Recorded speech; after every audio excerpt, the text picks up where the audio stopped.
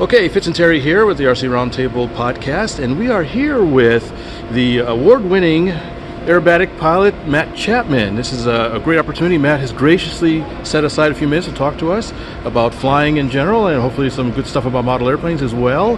And I think I'll let Terry take it away. Okay, so we were able to see your speech yesterday, and you talked about how RC and full scale have kind of both been involved throughout your career, not your life. Mm-hmm. So you're back on RC now. I am. Do you have a particular segment that you're focusing on? Without a question, I love building and flying scale model airplanes. Okay. There's something about the little extra time to the detail, and then trying to fly the airplane as scale-like as possible. So if I'm at an air show and I see a P-47 flying in the show, just like all modelers, I stand on the ground, I watch my model fly, and for lack of a better term, I fantasize about flying that P-47 and how would I fly it if I were in the plane and doing that nice wing over a big barrel roll, and how it would feel and how it presents. Gotcha. So what's your cut-loose airplane, the one that you can sit back in a lawn chair and have no stress over?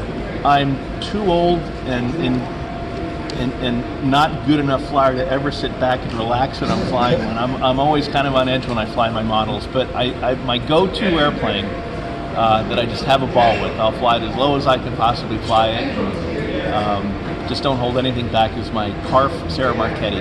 Oh, okay. It's got a DA 100 light in it, and it's just an amazing fun airplane to fly. Okay, nice. Now, for me personally, I can say that my experience as a modeler was more beneficial to my career as an engineer than any of my engineering training was ever beneficial to modeling.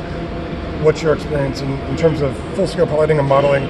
Which benefited more the other, or is it the same? Well, no, it's not the same per se, but my aviation career started with modeling, so I would have to say that modeling had a great influence on my full-scale flying. Was it a gateway, you think? Oh, absolutely, it was a gateway. I don't think, had I not been introduced to or found RC model airplane flying, I can guarantee you I would never become a pilot for a living. And that's scary to me, because I don't know what I'd be doing if I wasn't a pilot, because aviation is my life. There's nothing I do in life that's outside of aviation. I fly for an airline. I fly air shows on the weekend. I restore airplanes when I'm home. When I'm not restoring, I'm at home in my basement building models, or if I'm not at an air show or at work or building or restoring, I'm flying them. I don't golf. I don't actually, I really don't have much of a life. You're our kind of guy. Yeah, exactly. But I learned about measuring, I learned about angles, I learned about keeping things square, I learned about taking pride in what I do. At a very young age, with my father, I was building a Super Chaos 60, and I screwed up the nose of the airplane when I was pulling the nose together to match the spinner, and everything had to be square and even, and I totally balled it up. And my dad let me have it, and it was a 3-hour lecture on do it right or don't do it at all, and he had a point. And I learned a lot in that one conversation, and I'm 58 now, and this is when I was 15 or 16, so I mean, it's a message that really stuck with me.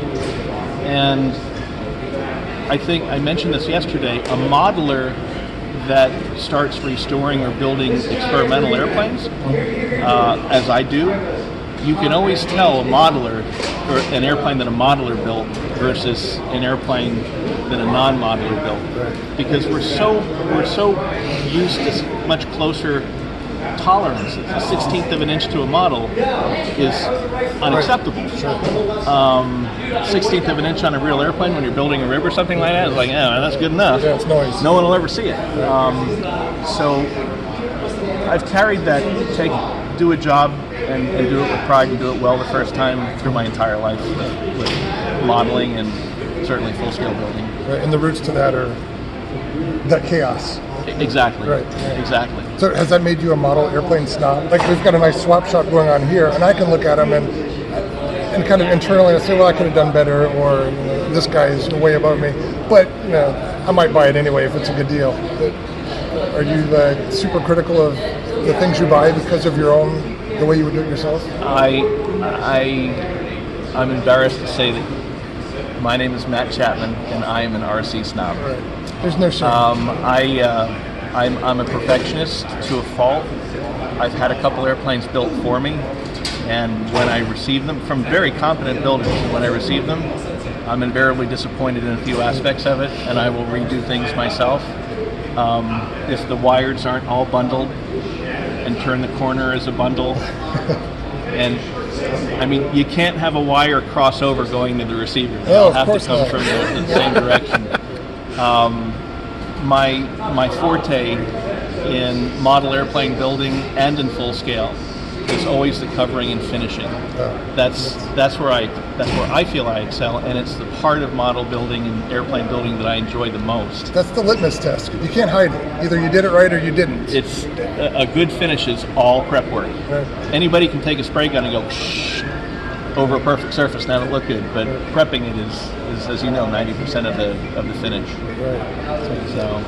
But thanks for talking with us. I appreciate it. My pleasure. It was nice meeting you, and great seeing your talk yesterday. Thank you. So anybody who's watching this, if you didn't come to the Expo this year, come next year. Maybe Matt will be around, but certainly there'll be great speakers here sharing their stories similar to all of ours.